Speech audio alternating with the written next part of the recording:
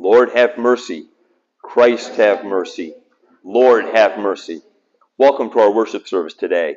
Today is Palm Sunday, when we commemorate Jesus' triumphal entry into Jerusalem. Here people praise Jesus as the Savior sent from God, and no one could stop their praises. As Jesus told the religious leaders, that even the very stones would cry out in praise to God if he tried to stop those who are speaking. May God bless your worship service today as you bring praise and glory to God, the one who gives us new life, now and forever. Please stand. In the name of the Father, and of the Son, and of the Holy Spirit. Amen. The psalm for today is Psalm 118, verses 19 through 29. Open to me the gates of righteousness, that I may enter through them and give thanks to the Lord. This is the gate of the Lord. The righteous shall enter through it. Thank you that you have answered me and have become my salvation. The stone that the builders rejected has become the cornerstone.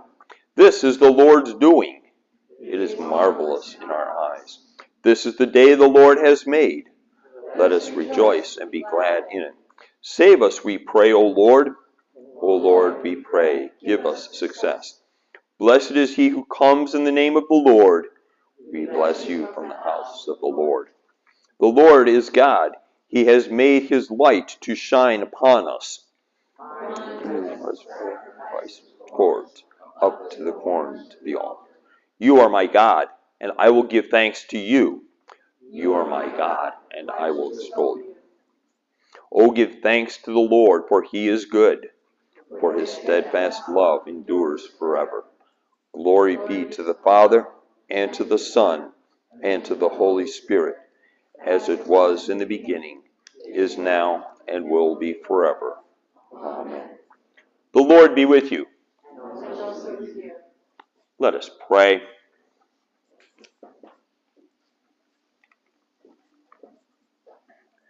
Almighty and everlasting God, you sent your Son, our Savior Jesus Christ, to take upon himself our flesh and to suffer death upon the cross.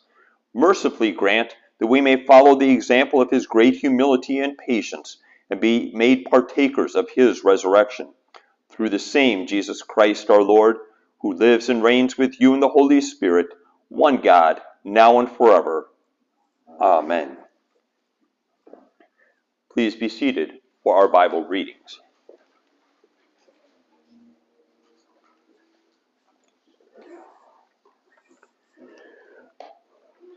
The Old Testament reading for today comes to us from the 5th book of Moses, namely Deuteronomy, the 32nd chapter, verses 36 to 39.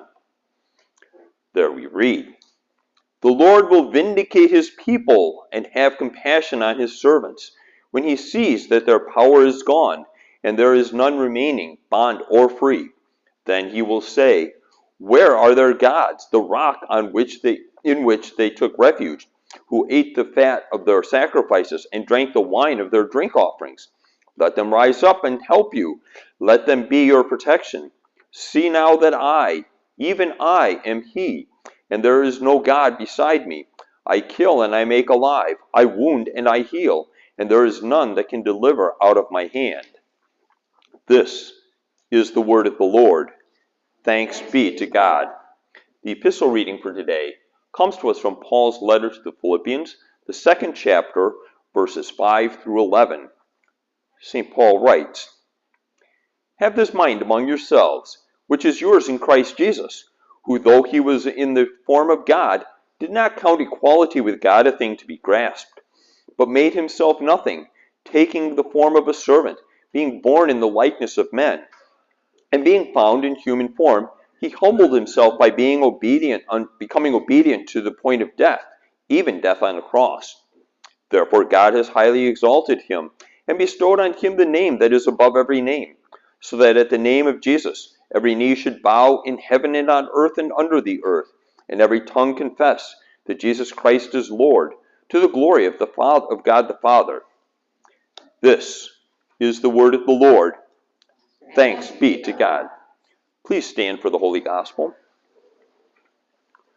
The Holy Gospel reading for today comes to us from the Gospel according to St. Luke, the 19th chapter, verses 29 through 40.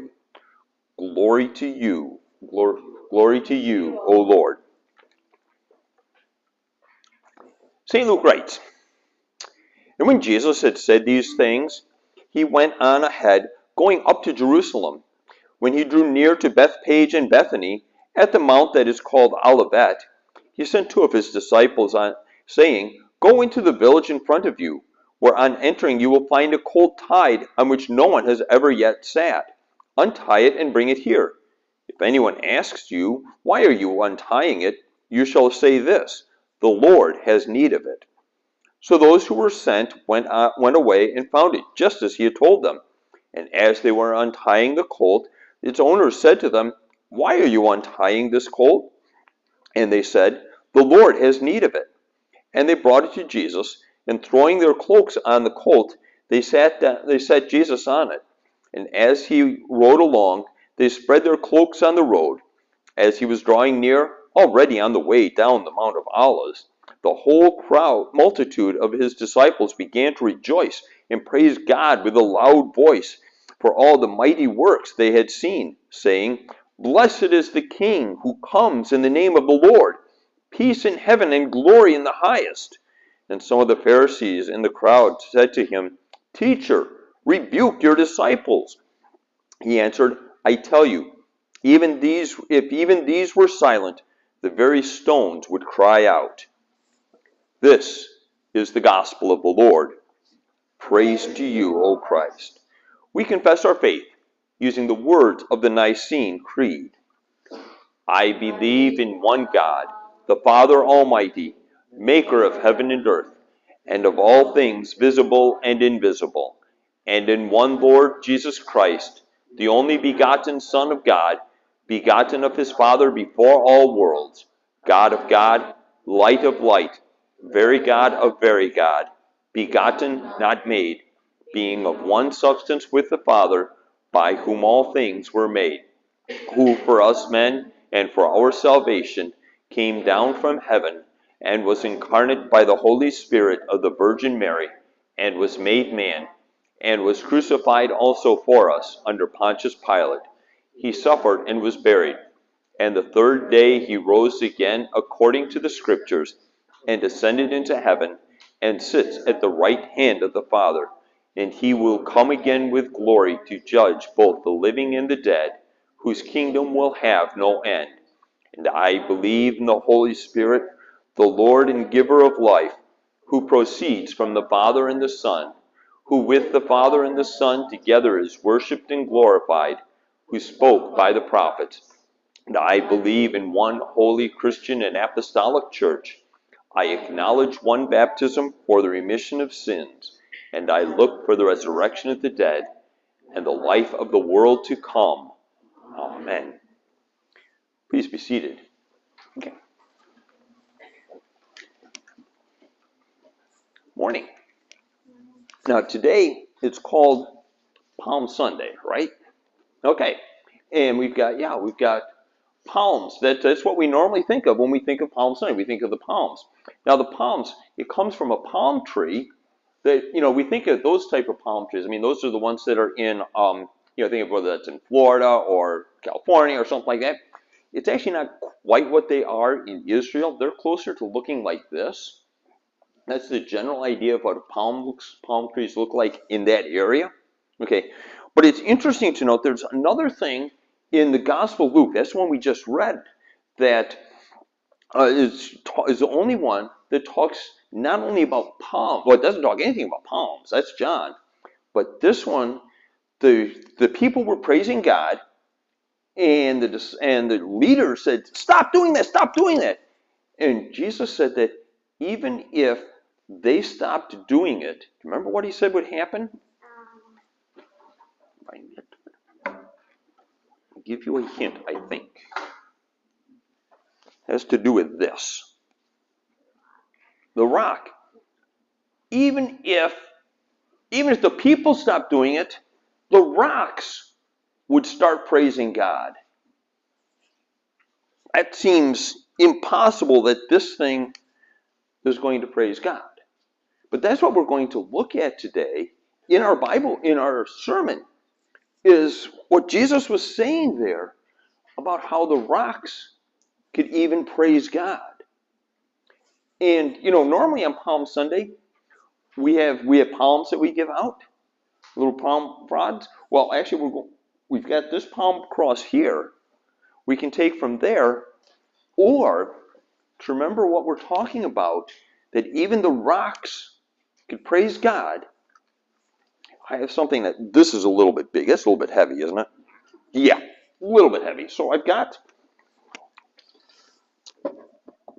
have a smaller version. Okay? There you go. Okay? I'll even give you one that you can give to Irene too. Okay? Okay. So we've got that. And for everyone else who wants a rock also, we don't have the palms, but we have the rocks to remember what we're talking about, that even the very stones would give praise to God. And that's what we're going to look at today. Okay? Okay. Grace to you and peace from God our Father, from our Lord and Savior Jesus Christ. Amen. The text that will guide us today comes to us from the gospel reading for this morning, from Luke chapter 19, verses 37 to 40. And there we read, as Jesus was drawing near, already on the way down the Mount of Olives, the whole multitude of his disciples began to rejoice and praise God with a loud voice for all the mighty works that they had seen, saying, Blessed is the King who comes in the name of the Lord, peace in heaven and glory in the highest. Some of the Pharisees in the crowd said to him, Teacher, rebuke your disciples. Jesus answered, I tell you, if these were silent, the very stones would cry out. So far the text. Please pray with me. May the words of my mouth and the meditation of our hearts be acceptable in your sight, O Lord, our rock and our Redeemer. Amen. Dear friends in Jesus Christ, interesting story here, interesting words that says that even the very stones would cry out. Even the very stones would cry out. Now, how does a stone cry out? That's kind of impossible. Well, I'll tell you what. If you've got a stone about this size, put it in your shoe, walk for a mile, this stone is going to cry out. Let me tell you. It's going to cry out. It's going to get some attention. Well, Jesus was talking something not quite like putting a shoe or stone in your shoe. But he was talking about the stones crying out, giving witness to who Jesus is. And we think, how can that happen? How can this be? It's just a rock. But yet, here it is. You look at Scripture and it talks about all of creation in Romans chapter 8. Romans chapter 8 talks about creation and all that creation will do. It's when, at the time of salvation, at the time when Christ comes again. We think of at Romans 8, we think of the beginning, and the end of Romans. The end, all things work together for good who those who love God. All of that. Now there's no condemnation for those who are in Christ Jesus in the beginning. But in the middle, talks about creation. How creation waits eagerly for Christ's coming again. But here, talking about something that seems impossible, but yet Christ says, yes, that is what will happen. Why will it happen? If he prevented those who were there at that time from proclaiming, giving praise to God. It would be welled up inside so much that even the very rocks would give praise. And we look at this time, this passion history, and the witness shall we say, of the rocks. I mean, here the rocks were used that they built the temple, and that was what Jesus had to make sure that they realized that this was God's house. Later on that week, they were doing all sorts of exchanging, all sorts of problems going on in there. And Jesus said, no, this is God's house. God's house built on the rock. And then, later on that Good Friday, there where Jesus was brought before Pilate. He was brought before Pilate on the stone pavement, it was called. And there he was condemned by Pilate. And there the rocks were silent. They were silent and not saying anything. But then most importantly, the most important stone from the time of the Passion was that rock that was covering the tomb, but could not stay there. The rock that was covering the tomb that was taken away, that was rolled away, that could not keep Jesus in there. The witness of that rock, it could not contain Jesus in death, but that Jesus became alive. And there truly, the stone that the builders rejected became the cornerstone. That is the cornerstone of our faith. It's the cornerstone of our faith. That of all of the religions we looked at in Bible class, of all the religions there are, only one has an empty tomb. Only one has a person who became alive again.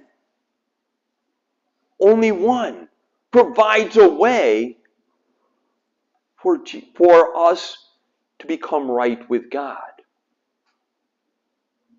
The witness of the stone.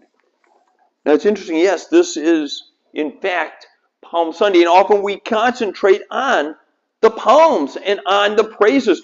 That was what the people had there to praise God. To praise God as Jesus was coming. And the reading here, it says that he was coming down the Mount of Olives. The Mount of Olives or the Mount of Olivet. That is where you come and you can see Jerusalem there in the foreground. You see Jerusalem there, and that was the place that Jesus was going to enter, the triumphal entry. And they were praising him with the palms. And the leaders at that time said, no, don't do that. Don't do that. You know, in our world today, we get that same thing sometimes, where we want to talk about Christ, but we become so nervous about that whether it is society, or whether it is the devil, whether it is our own self, to say, no, I can't. Well, just as a reminder, even if we can't, even the very stones will proclaim who Jesus is. And as a reminder of keeping the stone, as a reminder that even the stones proclaim, but we don't have to have the stones proclaim, because you and I can proclaim who Jesus is. The one who went to the cross on that Good Friday, but the one who became alive again on that Easter Sunday. We have the stones that God gives to us. That Jesus is the rock on which we build our faith. The stone that could not keep Jesus in the grave. The one that gives us hope and gives us life. So as we go out from here, if you wish to take a stone as a reminder of who Jesus is for our lives, the forgiveness of sins won for us, and the hope of life, now and forever. In his name, amen. Now may the peace of God, which is beyond our understanding, keep our hearts and minds through faith in Jesus Christ. Amen. Please stand for prayer.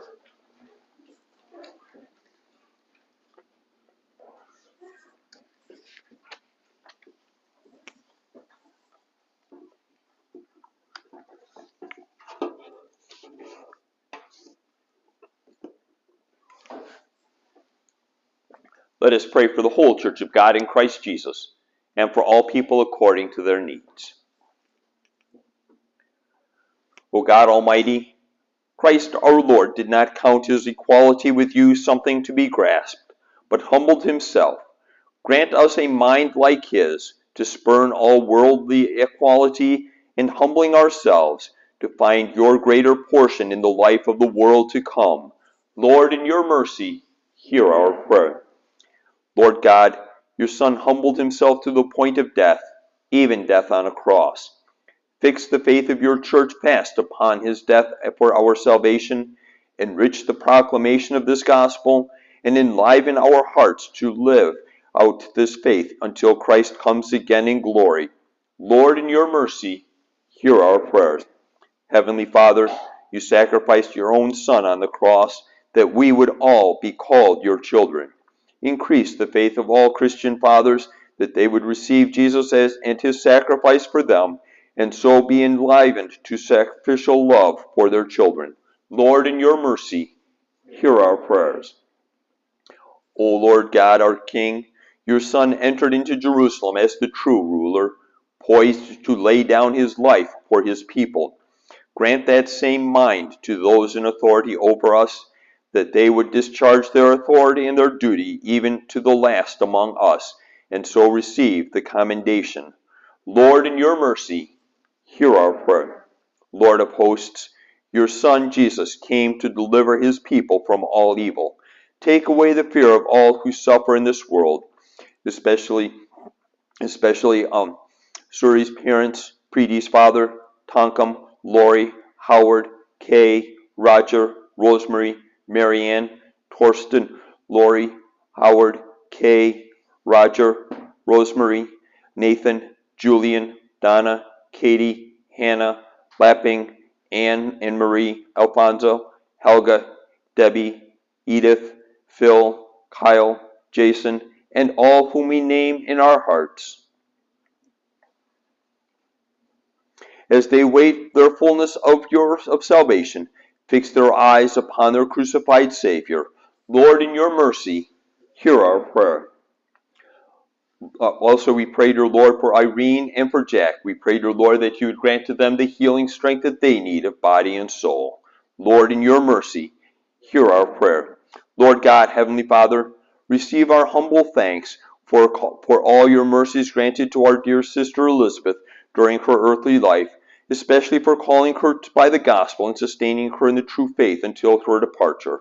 Comfort those who mourn her death with the hope of a glorious resurrection and a happy reunion in heaven. Help us to remember that we are mortal, so that we may ever prepare ourselves to fall asleep in faith and finally receive the glory promised to all who trust in your beloved Son, Jesus Christ our Lord. Lord, in your mercy, hear our prayer. Almighty God, your Son humbly rode into Jerusalem to the shouts of Hosanna, so that he might give us righteousness and salvation by his death and resurrection. Mercifully grant that we would repent of our sins and rejoice in his presence as he visits us with his body and blood in the Holy Supper this day. Lord, in your mercy, hear our prayer. Blessed is he who comes in the name of the Lord. We praise you, Father, that you have sent your Son, not in wrath, but in mercy. As we enter this most holy week and ponder together the mysteries of your great salvation, show to us the answer to your people's prayers of Hosanna, save now, in the passion, death, and resurrection of our Lord Jesus Christ, who lives and reigns with you in the Holy Spirit, one God, now and forever. Amen. Taught by our Lord and trusting in his promises, we are bold to pray.